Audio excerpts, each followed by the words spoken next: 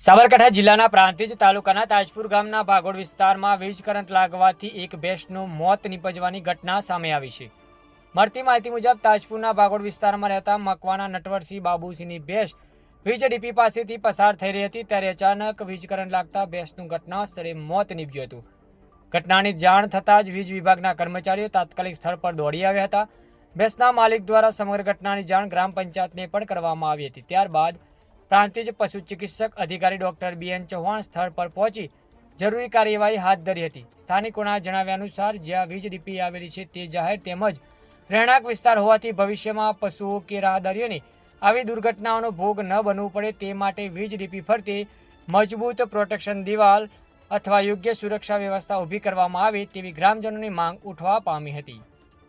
અહેવાલ અલ્પેશ નાયક।